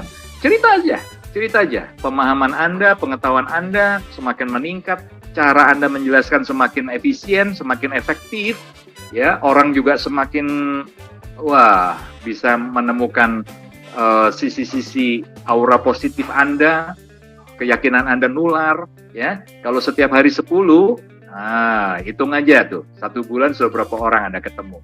Maka, masa sih nggak ada 1%, 2% dari mereka yang dikategorikan sebagai orang tepat? Tapi sekali lagi ya, kalau Anda sudah Senin Kemis ceritanya, itu pun cuma dengan 1-2 orang saja, maka sulit untuk Anda bisa mewujudkan mimpi-mimpi Anda. Ya, jadi yang kedua, saran saya, mari cari penghasilan ekstra. Ya, apapun itu. Sebagai contohnya tadi, berpartisipasi sebagai community builder. Mungkin itu ya, Pak Dani. Oke, terima kasih Pak ya. Jawaban yang sangat komprehensif. Mungkin kalau boleh saya tambahkan ya Pak ya. Ini ada beberapa statement yang sebenarnya saya dapat dari Profesor Jung ya ketika kita lagi meeting. Jadi seperti ini, kalau kita bertemu teman kita dan itu tidak ada salahnya ya, trading itu tidak ada salahnya. Ya, cuman saya biasa kalau saya bertemu dengan mereka, saya menyampaikan yang saya disampaikan oleh Profesor Jung. Yang pertama beliau bilang seperti ini, dan ini juga yang orang tua saya pernah bilang kepada saya ya. Dia bilang seperti ini Pak, kalau misalkan kita mau uang hari ini, kita kerja Pak, bukan investasi. Ya, kalau kita mau uang untuk masa depan, kita investasi bukan kerja. Ya, menurut saya itu cukup menarik Pak. Gara-gara kalau misalkan kita seperti ini loh, kita kerja, misalkan kita jualan, apapun yang kita jual, ya, atau apapun yang kita sharing kepada orang lain. Ya, kita kerja, kita jualan, kita dapat uang. Simple, ya, transaksi jual beli. Kita memberikan sesuatu yang bermanfaat bagi orang lain, kita dapat uang. Uang itu kita gunakan buat makan, kita gunakan buat kebutuhan kita sehari-hari. Ya, memang tantangannya di sini adalah kita mengurangi kebutuhan tersebut agar kita ketika kita bekerja kita bisa kesampingkan uang tersebut untuk kita belikan sesuatu yang kita tutup mata lah, sesuatu yang bagus agar 5-10 tahun bisa memberikan kita benefit agar kita nggak perlu kerja terus. Ya, jadi kalau saya diajarkan sih ya Pak ya, kalau saya butuhnya uang hari ini, ya saya kerja, gitu. Ya. Saya nggak investasi. Saya kerja yang bagus, apapun itu ya. Kerja itu bukan berarti harus kerja di perusahaan ya, bukan loh. Kerja itu berarti Anda melakukan transaksi. Anda jual sesuatu, Anda dapat uang. Ya kalau misalkan Anda bekerja di perusahaan kan sebenarnya Anda menjual juga. Anda menjual apa? Menjual waktu Anda kan? Menjual kapabilitas Anda, menjual ilmu Anda, menjual tenaga Anda untuk diberikan gaji atau uang. Ya. Nah, jadi apapun yang ingin Anda kerjakan, kalau memang yang Anda butuhnya uang hari ini, Anda kerja. Ya, tapi tantangannya adalah dari kerja tersebut kita kesampingkan seberapa persen berapa persen penghasilan kita untuk kita investasikan. Kita belikan aset masa depan yang bisa nantinya menggantikan income kita agar kita bisa financial freedom. Tentu ya, silakan dipilih aset yang baik dan benar. Ya, jadi itu yang pertama, Pak. Yang kedua adalah saya bisa tanya sama teman-teman saya, oke, you trading hari ini. Ya, mau sampai kapan? Ya, mau sampai kapan? Ya, kalau memang you mau melakukan itu selamanya, ya God bless you, ya silahkan. Ya, tapi kan you nggak mungkin mau trading selamanya dong. Pasti akan ada suatu saat di mana you mau lepas dan you mau bisa melakukan apapun yang ingin Anda lakukan gitu loh. Iya nggak sih? Nah, kalau memang yang Anda inginkan adalah kebebasan, freedom, ya berarti Anda harus punya aset yang menghasilkan untuk Anda tanpa Anda harus di sana. Ya, sekali lagi trading tidak ada salahnya. Tidak ada salahnya. Trading itu ya sebenarnya jual beli. Tuh nggak sih? Trading itu sebenarnya jual beli, sama aja Anda kerja sebenarnya. Cuman mereka tidak menyadari bahwa sebenarnya mereka tuh kalau kita ngomong cash flow quadrant, ya trading itu ada di kuadran 2, self-employed, belum business owner loh. Ya, kalau kita mau jam ke kuadran kanan sebagai business owner atau investor, ya Anda harus investasi. Ya, tapi Anda juga harus menyadari nggak ada investasi jangka panjang bisa memberikan hasil besar dalam waktu yang cepat. Impossible. Ya, itu ya yang Pak Yohanes selalu ceritakan, waktu, resiko, dan profit. Kalau Anda mau yang profit besar, resiko kecil, ya pasti waktunya lama. Itulah yang dilakukan oleh Warren Buffett. Nah, jadi saya selalu bilang sama teman-teman saya, Pak, ya, yang masih trading adalah nggak ada salahnya you trading. Apalagi kalau memang Anda bagus di dalam trading ya. Ya, kesampingkan sejumlah uang ya untuk investasi aset jangka panjang. Ya, investasikan kepada aset yang suatu saat itu akan memberikan Anda cash flow atau jumlah uang yang cukup agar Anda tidak perlu trading lagi atau bekerja lagi. Nah, juga Pak, statement dari Warren Buffett, mayoritas orang-orang di luar sana ketika dapat uang, mereka gunakan dulu baru kebutuhan, baru sisanya mereka tabung, Pak. Ya, tabung, yaitu maksudnya tabung itu untuk investasi. Ya, yang 1% mereka simpen, kesampingkan untuk investasi dulu, nabung dulu, baru sisanya mereka pakai buat kebutuhan. Itu kembali ke prioritas sebenarnya, kembali ke kita masing-masing, apakah kita bisa melakukan itu. Bukan apakah bisa ya, apakah kita mau melakukan itu. Betul nggak Pak? Betul sekali. Ya, betul sekali Pak Dani. Ya, jadi ya kembali ya, tidak ada salahnya. Trading itu tidak ada salahnya karena trading itu jual beli sebenarnya. Iya kan? Ya cuman ya kita harus bertanya kepada diri kita sendiri, kita mau trading sampai kapan? Iya nggak sih? Mau sampai kapan? Dan juga ya kalau Anda melihat value di Nagaya dan Anda mau menggunakan kesempatan ini di Nagaya, ya Anda boleh gunakan peluang community builder. Toh itu kita siapkan buat Anda kok. Toh budgetnya ada, Anda nggak pakai, Anda pakai, itu budget masih ada. Anda kalau nggak pakai akan dipakai oleh orang lain, gitu loh. Ya, jadi pilihan ada di tangan kita masing-masing. Ya, Pak Dani. Yes, Pak. Saya ingat Pak, ya. Gimana, ini Pak? sudah pernah sebenarnya saya ceritakan ya di beberapa waktu yang lalu. Tapi malam ini saya ingat setelah Pak Dani bicara tentang trading ya. Jadi kalau dulu ini saya ingat pesan dari opa dan oma saya, opa lah ya. Jadi dari opa ini saya belajar bagaimana pentingnya kita menyisihkan dari hasil trading kita, dagang kita. Ya, jadi kalau opa saya ini kan dia dari pagi bangun itu sudah di meja di tokonya, ya dia atur karyawannya. Ya ini toko bangunan Pak. Ya, jadi setiap hari pasti di meja itu, ya dia terima order, transaksi dan sebagainya. Ada karyawan yang bantu dia, ya. Nah, itu dia lakukan dari muda sampai dia tua, ya sampai akhirnya diteruskan oleh paman saya, ya anaknya atau paman saya. Dan paman saya sekarang melakukan pola yang sama, ya. Nah, yang menarik adalah beliau selalu kasih nasihat. Ya, kalau ada uang belilah emas. Ya, beli emas. Jadi suruh nabung emas. Ya, cuma saya ini cucunya yang bandel. Ya, saya ada uang, saya lebih beli Pizza Hut daripada beli emas, gitu loh. Sangat konsumtif saya. Ya, nah tapi opa saya sebenarnya mengajarkan begitu. Jadi saya lihat paman saya dia punya tanah di mana-mana, Pak. Ya, dia punya emas, ya, tabungan, dan ada banyak investasi, ya. Nah, kebalikan dengan orang zaman sekarang, Pak Dhani, ya, kebanyakan hari ini justru jual aset untuk tanda kutip dagang, ya. Banget tuh, Pak. Celakanya dagang yang dimaksud ini adalah platform trading yang menjanjikan keuntungan 1% per hari itu, yang ujung-ujungnya scam. Bayangin, udah punya aset, Pak. Udah punya aset. Kalau dulu opa saya bilang dagang, nabung, beli aset. Ya, entah tanah, entah emas, ya, dan investasi yang lain. Kalau sekarang kebalik, Pak. Ya, sudah ada rumah, sudah ada tanah, sudah ada emas, dijual semua masuk platform trading. Ya, jadi kalau kategori ini menurut saya sih bukan karena dia paham ya, Pak. Bukan karena paham trading, tapi lebih karena ikut tren, dan ujung-ujungnya trennya ini menjerumuskan. Ya, jadi kalau yang tadi Pak Dhani sampaikan itu adalah jika kita memang paham, ya, selama Anda memang menguasai ilmu trading dalam konteks apapun ya, bukan cuma trading forex ya, tapi juga trading dalam arti perdagangan secara konvensional, Anda menguasai, lakukan. Tapi celakanya hari ini banyak orang tradingnya itu titip modal, Pak. Aduh. Ya, dengan titip modal, ya itu tadi modalnya dari mana? Asetnya dia jual. Nah, ini hal yang kita harus kembalikan. Ya, jadi di Nagaya ini teman-teman, Bapak Ibu, kami mengajak, ayo kita kembali yuk.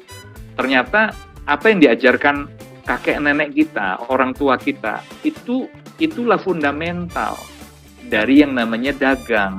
Dagang, dapat income, sisihkan, investasikan. Supaya nanti kita punya aset, biarlah aset ini jadi sumber pasif income kita ketika kita pensiun. Ya. Betul sekali, Pak. Betul sekali ya. Jadi kita balikan ya, kita kembalikan ke asalnya, ke seperti awal kita bekerja, hasilnya kita investasikan untuk beli aset. Jangan aset pun kita punya kita jual untuk dagang.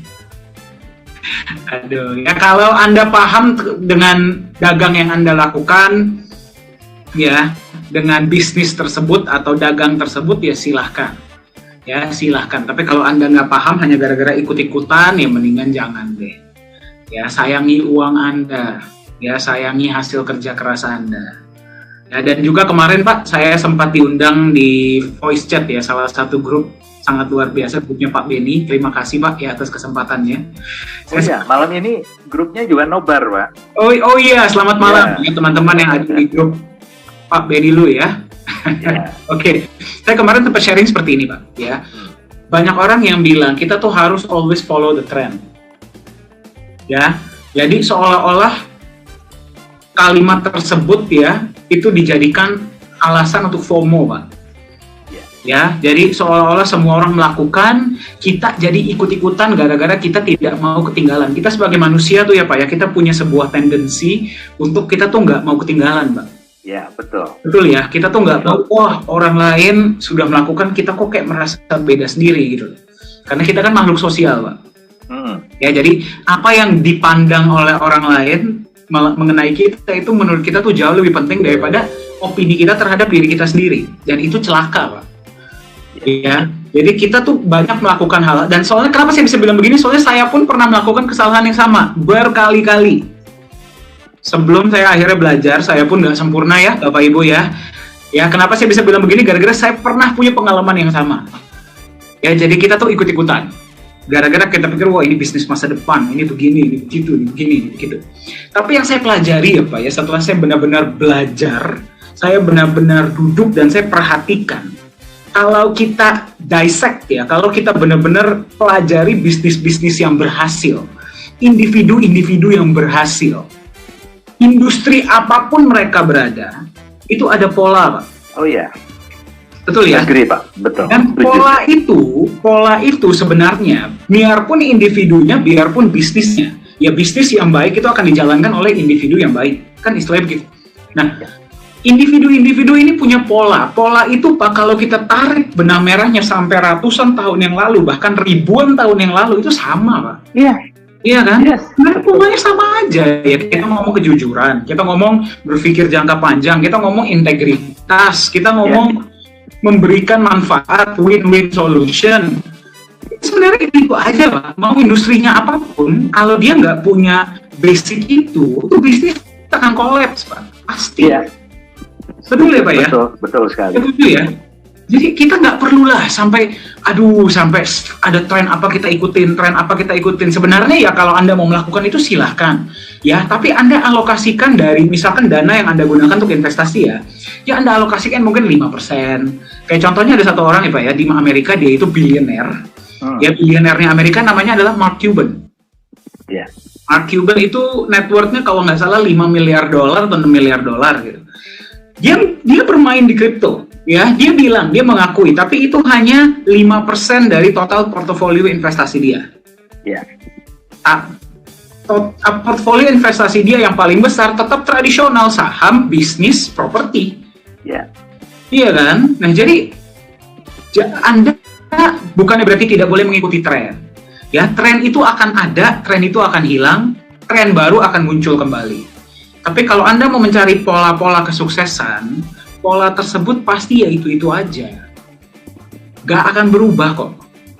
Ya itulah kenapa Pak, kalau misalkan kita mau memprediksi masa depan, kita harus melihat ke belakang Pak. Iya. Kita melihat ke belakang, kita pelajari polanya, kita bisa gunakan itu sebagai tolak ukur Pak untuk ke depannya Pak. Iya, betul. Bagaimana menurut Bapak? Oh iya, betul. Jadi itu sesuatu yang fundamental. Sesuatu yang fundamental biasanya dia kekal, ya. Jadi semua perubahan-perubahan karena teknologi juga semakin maju, ya, dan tentunya ada penemuan-penemuan yang lebih mutakhir, ya. Itu hanya casing. Ya. Tapi kalau kita bicara yang mendasari, kita bicaralah di dunia kerja yang dibutuhkan apa? Yang di dunia kerja selain etos kerja, integritas. Ya. Betul ya, kalau kita nggak punya etos kerja, kita nggak punya integritas, satu hari pasti akan tersingkir juga. Ya, nah pelajaran yang baru-baru ini terjadi ya di kepolisian, kita mencintai kepolisian kita. Ya, kita lihat ada yang namanya Rising Star kan, ada seseorang yang bintang 2 dengan usia termuda hari ini. Wah, itu dia punya masa depan luar biasa. Ya. Tetapi jatuh gara-gara apa? Gara-gara karakter kan. Ya. Dia punya karisma, dia smart, dia pintar, ya.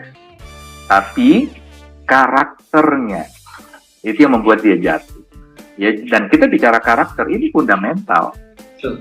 Nggak bisa gara-gara kita sekarang di industri cryptocurrency udah kita bilang yang penting performa, yang penting teknologi. Yang penting teknologi, nggak penting yang fundamental, karakter gitu kan? Itu urusan belakangan lah. Nggak bisa. Yang penting teknologinya baru, teknologinya cepat, ya nggak? Ada waktu di mana yang cuma jualan itu tadi Pak, teknologinya, citranya, performanya, karismanya. Satu hari kita akan lihat akan berguguran. Sementara yang membangun fundamental, karisma, ya, integritas, konsistensi, transparansi, itu yang akan bertahan, itu yang akan melejit. Aduh, saya jadi Pak kalau misalkan sekarang, nah ini juga buat Anda ya, kalau ada yang bilang Nagaya kok kayaknya sistemnya jadul banget ya, terima kasih. Anda harus bilang terima kasih sama mereka. Kenapa? Gara-gara Nagaya ini dibangun atas fondasi perusahaan-perusahaan dan nilai-nilai yang sudah terbukti berhasil. Yes. Ya dong, betul nggak? Anda lebih pilih ya rumah Anda misalkan mau bangun rumah nih, dibangun fondasinya dengan menggunakan ya memang sesuatu yang sudah terbukti berhasil ya, dengan arsitek dan apa namanya mandornya ya, yang memang sudah biasa bangun rumah-rumah besar, atau Anda menggunakan arsitek dan mandor yang belum pernah bangun rumah sebelumnya. Terserah Anda. Saya sih ya lebih pilih bayar lebih mahal dikit, rumah saya jadinya agak lama dikit Pak, tapi minimal saya kalau tidur tuh nyenyak Pak, tenang Pak. Iya, betul Pak Dani. Kalau kita bilang arsitek ya, rumah dibangun Pak. Ya toh, sebenarnya biaya terbesar dan waktu terbesar itu kan bangun fondasi Pak. Betul kan? Jadi kalau kita bangun fondasi, nggak ada ceritanya. Fondasi itu dibangun dengan dengan memperhatikan faktor estetikanya, apa itu nggak ada. Itu kan bukan sesuatu yang mau ditonjolkan, Pak. Ya. Tapi waktu dan biaya, ya bisa dikatakan 60-70% habis untuk itu. Apalagi kalau bangunannya bangunan pencakar langit, ya, katakan aja 30 lantai, 60 lantai. Itu sudah 60%, 70% biaya untuk itu, Pak. Nah, baru sisanya, Pak, ya, dibangun ke atas, itu boleh, semegah mungkin boleh, tapi itu hanya 30%, maksimal 40% dari cost, dari waktu. Nah, sama, di Nagaya juga, hari ini mungkin terkesan kita ini konvensional, kita lambat, ya, kita ini, dibilang old fashion lah. Tapi jangan salah, ada waktu di mana sisa waktu 30%, 40% terakhir. Nah, semua hal yang mutakhir, semua hal yang akan memunculkan potensi sesungguhnya Nagaya, itu baru kita akan munculkan, kita bangun, kita tunjukkan. Bukan begitu Pak Dani? Betul sekali Pak, betul Pak. Jadi kalau misalkan sekarang ya, bagi Anda yang sedang menyaksikan, tanya lebih baik mau yang baru, yang new, yang latest teknologi, atau mau yang jadul. Anda tanya balik, kamu pengen punya pohon jati atau pohon toge? Kalau saya pengen punyanya pohon jati gitu, agak lama tapi minimal akarnya tuh kuat. Mau ada hujan, mau ada badai, ya dia tetap bertahan kuat dan kokoh. Ya, kita nggak usah ngomongin yang lain ya Pak ya. Oke, baik Pak. Pembahasan hari ini keren banget Pak ya. Kita belajar banyak banget dari Pak Yunias. Terima kasih banyak. Sama-sama ya. Dari Pak Dani juga malam hari ini banyak insight yang luar biasa juga. Thank you. Saya hari ini nonton Pak ya. Saya sama seperti teman-teman kita yang sedang menyaksikan ya. Nah jadi bagaimana teman-teman, sesi hari ini bermanfaat? Coba saya mau lihat jempolnya. Siapa yang bilang sesi hari ini bermanfaat? Siapa saja? Oke, kalau semua bilang bermanfaat, sepertinya berarti kita mesti buat sesi seperti ini lebih sering nih, Pak. Gitu ya. Ya, setuju ya? Saya nggak bilang sesi ini loh ya, saya bilang sesi seperti ini. Ya, berarti nanti materinya baru akan lebih insightful, lebih informatif ya, karena kita mau Anda menjadi holder yang cerdas.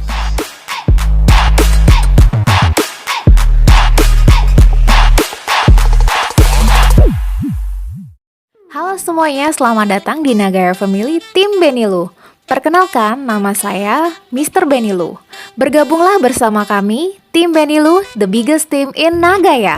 Orang cerdas, pilih Nagaya. We are Nagaya Family, nagayakan Indonesia, viralkan Nagaya.